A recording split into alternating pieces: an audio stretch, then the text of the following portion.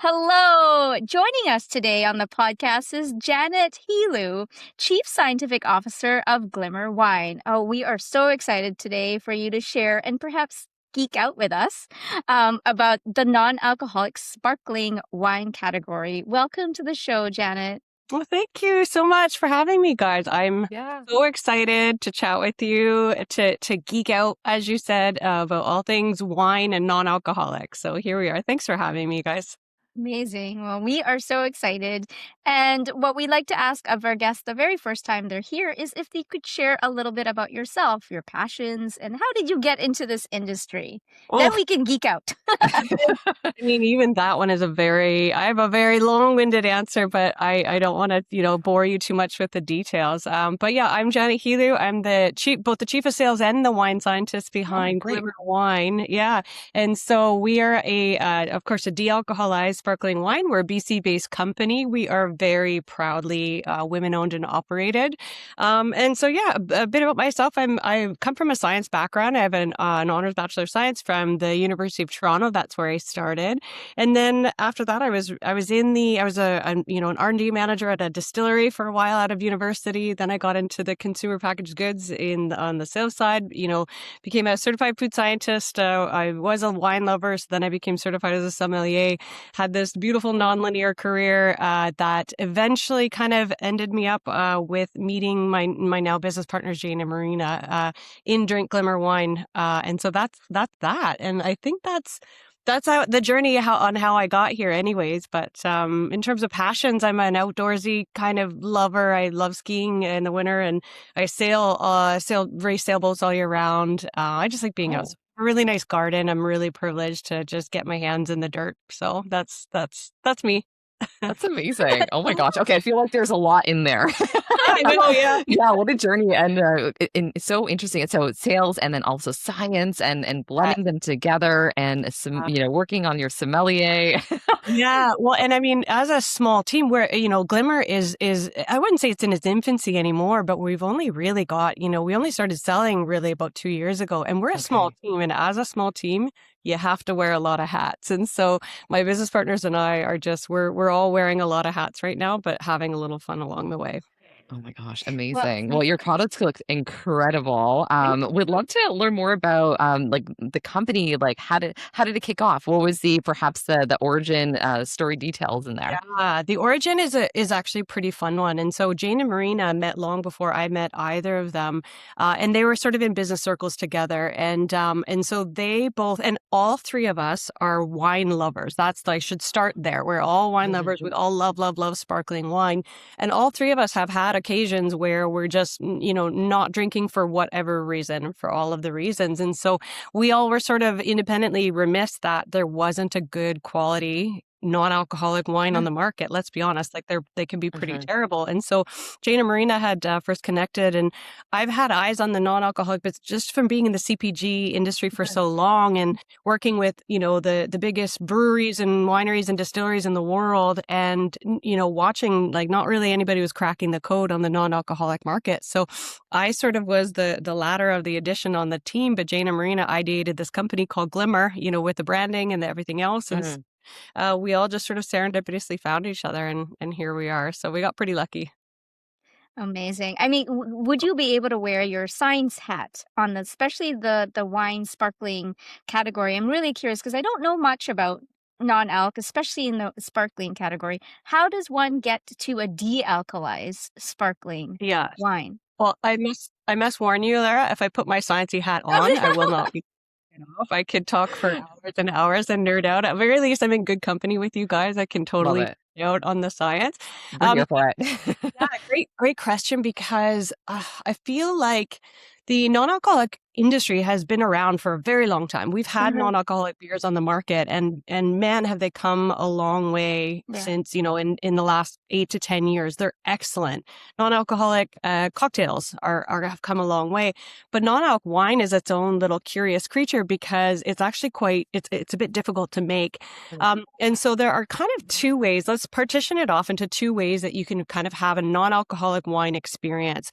There are products called like wine alternatives. And so these products weren't ever wine, but sometimes they're made up of like botanicals and citrus. And there's some really cool things happening with, like, for example, sparkling teas and different, like Proxy is a good example. They have some sort of like vinegary botanical bases that are really like interesting products in their own right.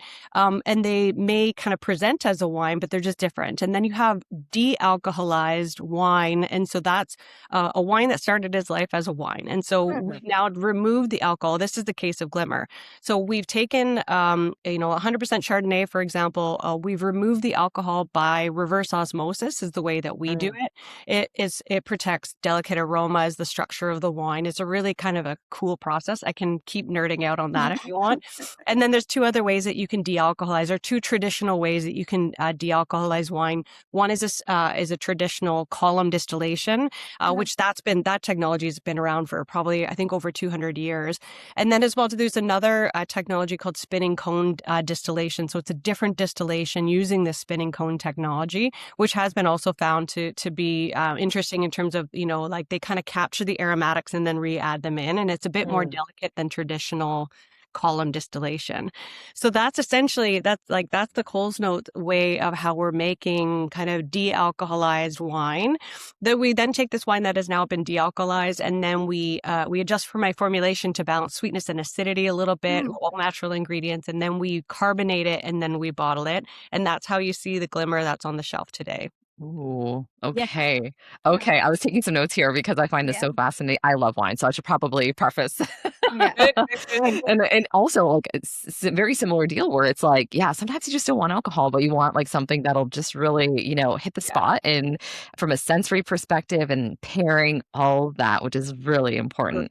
Totally. Yeah. Food pairing is a huge thing. And like, let's be honest, how many times have you been at a wedding or a conference and where you either are just not drinking, or maybe you want to be really sharp the next day? Oh, yeah. You don't want to necessarily toast with your glass of water. It's a little less celebratory, isn't it? And so that's kind of the part of the reason that Glimmer was created too, is so that you're always included, no matter whether you were drinking or not. And a wine lover, you've got something in your glass. Love that. So when it comes to reverse osmosis versus perhaps the other traditional methods, why that methodology versus the others, and does that impact the sensory impact in the final product?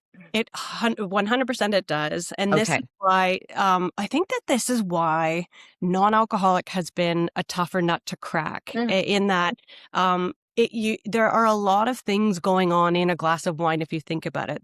Yes, there's the aromatics, but there's also the tannin structure. The hardest part, I would say, in making a non-alcoholic product that is kind of convincing as a non-alcoholic product, is the mouthfeel and the body that comes naturally from alcohol. If you think about it, if you drink a glass of, 13% ABV Chardonnay, it's kind of got that mouth-filling sensation, whereas a lot of non-alcoholic wines can feel really thin, almost like you're drinking more of a watery product. And so to mimic that is really difficult. And so a lot of brands will add back body in the way of sugar. Well, there's also a point where, as a kind of a wine snob myself, I don't like overly sweet wine. They've got balance. That's a little bit of sweetness is okay. And so that's part of the difficulty of making these balanced non-alcoholic wines. So there's a lot of things going on. There's the aromas, the flavors, the texture, the complexity of the wine as well. There's some aging implications in terms of how wines kind of age. And so reverse osmosis is a really cool technology where it's essentially I know that your listeners are probably pretty darn educated, and so I won't dumb it down too much, but essentially it's like a membrane technology. And if you think about it, it's a membrane or like a sieve, but it's on a molecular level. And so we use these membranes that you can swap in out at different molecule sizes. And so if you think about the molecular size of H2O, that's a water molecule, or if it's alcohol, it's C2H5OH, for example. Like, these are pores in this membrane that can selectively let the alcohol out while you're keeping these other like big molecules and some interesting things, these aromatics, these esters, all these other things that are inside the system. And so essentially the way that it's just a pressure pressure differential across this membrane, and that's how things are. That's how the alcohol comes out of the system, and all the good stuff, the texture, the aromas stay in it. Cool. So Yeah. cool. It's So pretty neat as well too. I don't know if this is pertinent to this discussion, but I only recently, only about a year ago, I learned that the reverse osmosis is actually more like a Swiss Army tool. I didn't realize it. I just thought it was for taking out alcohol, or in the case of water, I knew it was to take out some impurities. You've heard of reverse Mhm. osmosis filtered Oh, water. yeah. What I Mhm. didn't realize, it can also do some cool things with respect to, it can remove, if you've got a wine, say you've made a wine and maybe it's a little bit too high on volatile acidity, which kind of comes off as like a nail polish aroma.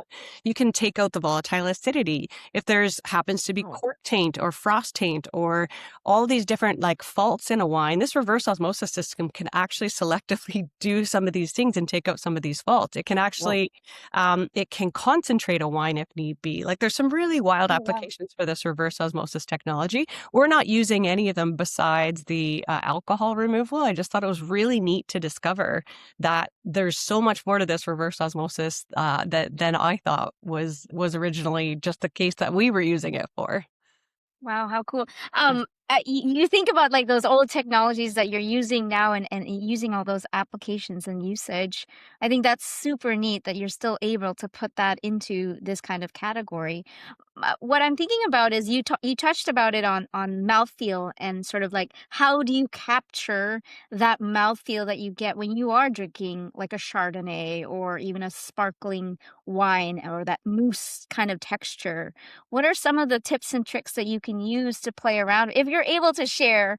Um, Yeah. you know, I'll share the stuff that's not super top yeah, secret. Sounds exactly. good. No, and that's an excellent question, and it is probably the toughest question to deal with in non-alcoholic wine. I think the first step is to have your business partners choose to start with a sparkling wine versus a still wine, or at least we all love sparkling wine, and so that's where we started. As well, too, sparkling wine. The part of the reason from a business perspective, we wanted something to be celebratory, so that's why we started with the sparkling wine. However, to your question, from a formulation standpoint, um, s- adding the carbonation, and so having that mousse or in the bubble structure in your mouth automatically adds back a lot of that mouthfeel. And so Mhm. if you're to taste, across a cross section of sparkling wines, and then you start, tasting into some still wines, it's a lot harder to add back that mouthfeel unless, as I mentioned, if you're using sugar, that can add it back, but it does add a lot of sweetness. And then, of course, there are other technologies. This isn't, this isn't proprietary. So there are other texturizing agents that are out there, and I have seen a couple on some other labels in terms of like I've seen glycerol on the label. I've seen Mhm.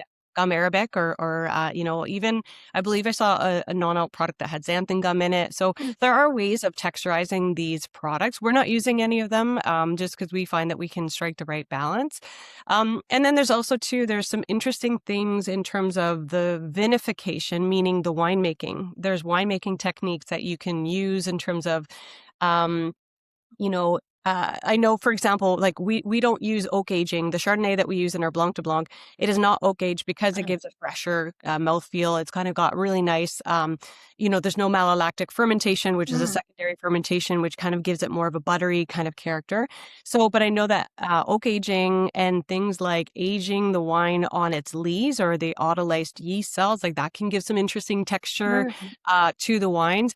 But based on like what we wanted the wine to taste like, we wanted that fresher, crisper, more of a green apple than sort of a buttery kind of characteristic. And, we just wanted it to be really, really fresh. So we didn't use those winemaking techniques, but those are certainly ways that you can introduce some interesting texture into non-alc products. Cool. This is like a master class. Yeah, I was gonna I say. love it. This is so fascinating, and it's really exciting to hear about the development, the very intentional development, the types of wines that you're choosing, the mouthfeel, all that comes into play, which is really interesting. So that design. So can you share with us, and also listeners, what types of what products you have, what SKUs you have, and perhaps why you decided to choose those ones? First, you mentioned sparkling. The desire, the love for sparkling, certainly being in there. I love it. Yeah. to speak to we have a pretty small product portfolio just because we're pretty new, but we also wanted to really, really dial in on what we're calling our core SKU. And that's our Glimmer Blanc de Blanc, that's basically champagne terms for a sparkling wine that is made purely from white grape varietals only. So in this case, in champagne, there are the three main permitted grape varieties that can go into champagne. There's Chardonnay, Pinot Noir, and Meunier are the three grapes that you can use. So we're just using that kind of champagne language in terms of calling our Blanc de Blanc. And so it's 100% Chardonnay that we're using. As I mentioned, there's no oak aging or malolactic because we want it to be just really fresh, very crisp. And then as well, too, very exciting, we just only handful of weeks ago, we bottled our very first sparkling rosé. And so wine, yeah, we're so excited. We're happy to have that in our lineup. I should have mentioned as well on the Blanc de Blanc, last November, we did add a new SKU. It was actually the same sparkling white wine that we have in a traditional 750 ml bottle, but we launched a single serve can as well, which of course is perfect for the beach or the boat or the golf course or whatever. And so, yeah, we just launched that last November. So that was pretty exciting. Yeah. And then our rosé is really exciting as well. It's Cab Sauv dominant. It's about 72%. And then we've got Merlot, Syrah, and a tiny bit of Muscat for some aromatics. So we're very excited. That literally just hit the warehouse late on Friday night. And so we're scrambling to get this rosé out into our customers' hands because it's summer. We need this like rosé. It's rosé season. I mean, if you ask me, every season is rosé season. I second that. That needs to go in a t-shirt. That's neither here nor there. But actually, Christine, to touch on a point about you had kind of mentioned around where we started and what products that we have. This is how businesses pivots too, because when we made this Blanc de Blanc, I kind of was excited about the idea of a sparkling red wine. I mean, Lambrusco's having a moment, sparkling Shiraz, that sort of thing. I thought, I got really excited about making a sparkling red wine. And then my business partner, Shane and Marina, thought, well, maybe we start with a rosé. And ultimately, that was the absolute correct decision. But I got really excited. I mean, it's not to say that we won't ever launch a sparkling red. In fact, I would love to maybe there one day. And then as well too, I mean, the verdict is out on whether we look into maybe the still wines. We're not quite sure. I mean, what I do know is that Glimmer, the design, the name of it, the branding, Jane and Marina kind of wanted it to be that sort of celebratory kind of feel. And the name Glimmer was really meant to, evoke like a sparkle and that celebratory kind of feeling. And so we'll see. We're working on what we have right now. We have, with this last production run, we have tons and tons of inventory. So I've got to now put my sales hat back on and get to work. Well, don't take it off just yet because I want to find out a little bit more about, are there any upcoming initiatives or events? You just have rosé in your inventory. So what are some of these events that we can look forward to and taste some of your wines? That's going to be my question as well. Absolutely. And that was, that's our biggest update in terms of, for 2026, we're going, all out on rosé. We've got, I know this coming weekend, I believe actually there's an event in Penticton at the Three Sisters Winery, which my business partner Marina, her brother, is the winemaker there and an owner. So anyways, there's going to be some Glimmer poured there now that we have these this rosé packaged and ready to go. And then, basically we've got a few, some consumer facing events happening. Like for example, we participated last year and we will be again this year in the Rosé Disco at the Peony. It was the Peony last year. It's actually going to be in Jericho Beach this summer. Noting this. Writing it down. Rosé Disco. Rosé Disco is such a fun event. It's put on by a company called Feaster, and so they do a great job. And so especially because last year we only had the Blanc de Blanc to show, which was great, and it was extremely well received. And so it was a great event. But now we properly have a rosé that we can pour alongside the Blanc de Blanc. So that's one of the events that we're doing this year, and then a handful of other ones all throughout the year. So I mean, we do like to we do as much as possible with where we're doing tastings, in-store tastings at liquor stores or grocery stores. We often put it on our social media, which is at Drink Glimmer Wine, and so we try to keep that updated. Actually, Marina does a fantastic job on the social on that, so that's usually the best to follow. Amazing. Oh, well, that sounds so good. And that rosé event is pretty close to me where I live, so I will have to check out those dates. That sounds great. Absolutely. It's a lot of fun. It's a lot of fun. They've got really great food vendors too, and so yeah, it's a pretty great one.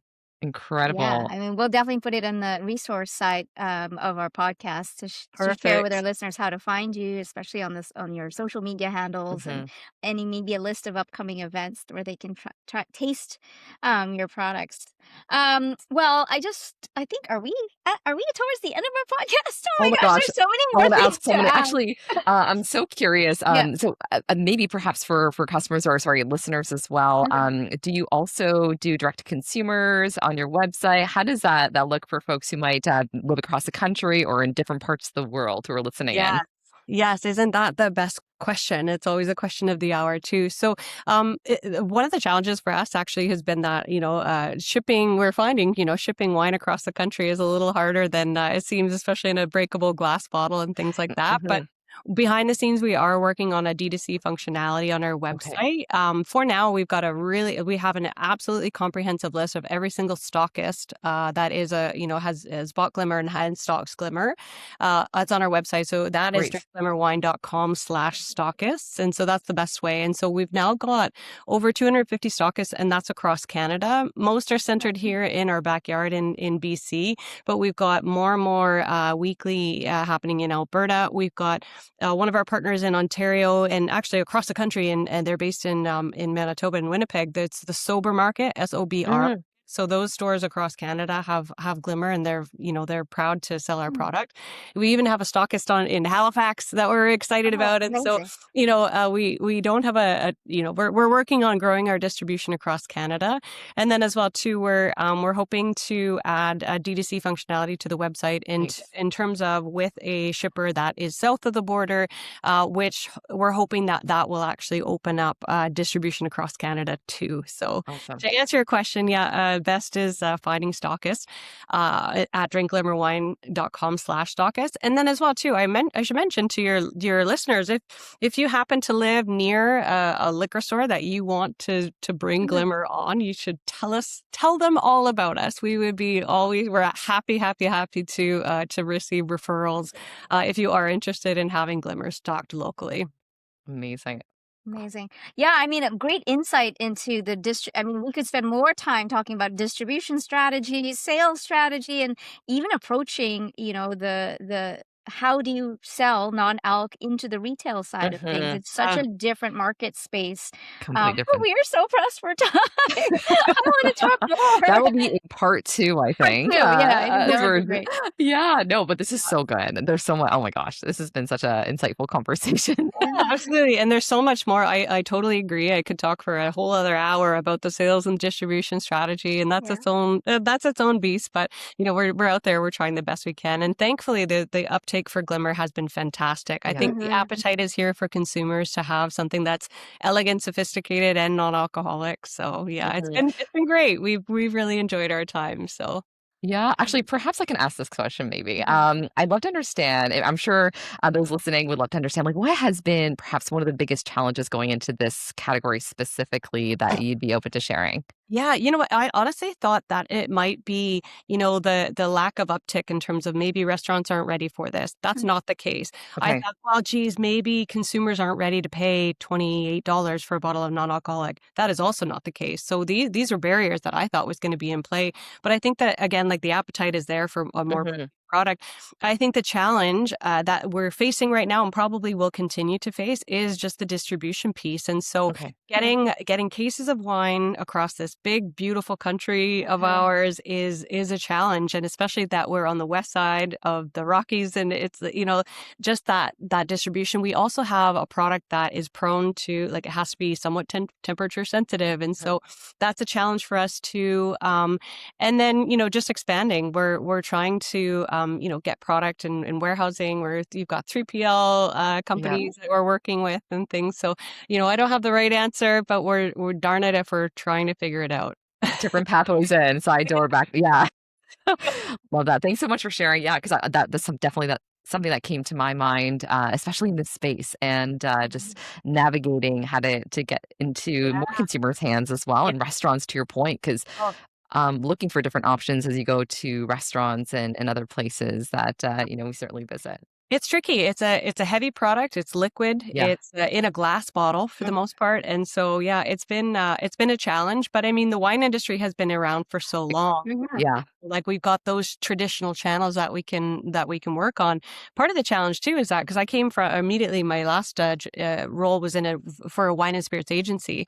Well, the challenge too is that now we can. I'm not beholden to liquor boards. I can sell into grocery stores. I can sell into spas. We've got some. We're at a bunch of spa customers, and so it now sort of the world is our oyster, and so now it's sort of like getting Glimmer out into every single a company's hands that we can, and so that's my good challenge to have in sales is that it's a great product that can go into a lot of places. Oh, totally. Yeah. Exciting. Well, are we here? Are we Is there? it Oh my time? Is it goodness, time? is it time? Okay, so this is certainly part of the podcast, and we're traditional now where we have previous guests that pass a question on to the next guest, not knowing who they are. So this one is coming in from Dr. William Yan, in his question to the next guest, being you, Janet, is how has AI impacted your business and perhaps innovation, the way you look at innovation or science or the blending of it, or whatever pathway you'd like to share? Yeah, this is such a good question, and my brain is going into a million different directions at once because part of me is saying, okay, well, as a chief of sales, like how has it impacted me? Well, it's like there's a lot that I can do with AI in terms of like generating inbound leads and creating content for email blasts and things like that. Those are basic reasons.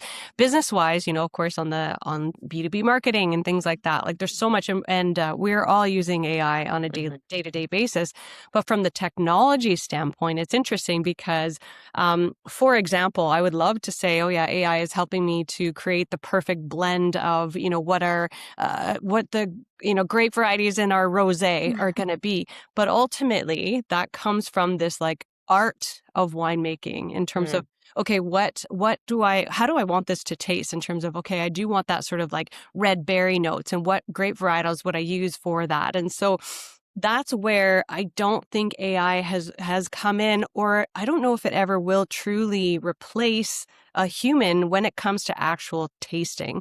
There is such a phenomenon as I think they call it the electric tongue or something like that. There's technologies, and of course you've got HPLCs and GCs that can analyze all of the organic compounds in a liquid.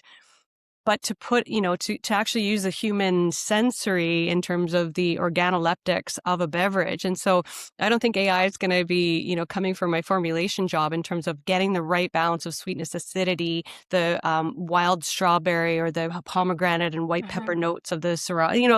I don't think that certainly hasn't come into my role in terms of the formulation side yet, but who knows? It's a wild world out there. So I hope that answered that question. Yeah, no, I think it's definitely interesting because I think you touch on a lot of pathways that how you navigate your business, especially in sales, but then thinking about it like from the formulation perspective, like where to next. It'll be interesting to see what happens in the next little bit, but I think there's certainly optimizations that take place, especially when it comes to AI and pathways. I mean, you guys too, in terms of being in the food industry, and so you guys must know too, in terms of like there are business functions and functions around your jobs in terms of on the consulting side, and there's a lot that AI can do, but there's a lot that AI can't. It's like you still need to do the thing. You still need to make the bench top and look at scale and trials and production. So all that right now is still taking place. Exactly, yeah, and we're all humans at the end of the day. Humans. So we're humans doing business with other humans, and so there's something to be said about that too. Yeah, it's Absolutely. definitely a great point, especially on the sensory side. I think, that layered approach and you said that the art of winemaking and wine tasting. I mean, you can only do so much with the keyboard and all those answers. But now it's your turn to ask a question for our next guest, not knowing who they are. What Yes, question would this you like is to leave? fun too. I had a really good think. I had a couple options, but I think that the best one is one that I would be thrilled to get this question to, and it's if you could rewind your career, say 10 years, or even perhaps when you were first starting out in your career. My question is, what advice would you give to your former self? And so I think of myself, like freshly graduated out of university, kind of like looking at this big, bold world and going like, where do I fit in and where do I start? And if I could, drop my current day Janet in front of that, recent graduate Janet, what advice would I give myself? So that's my question to your next guest. Oh my gosh. Could you share a little bit of how you would answer that question if you Oh asked that gosh. yourself? Yeah.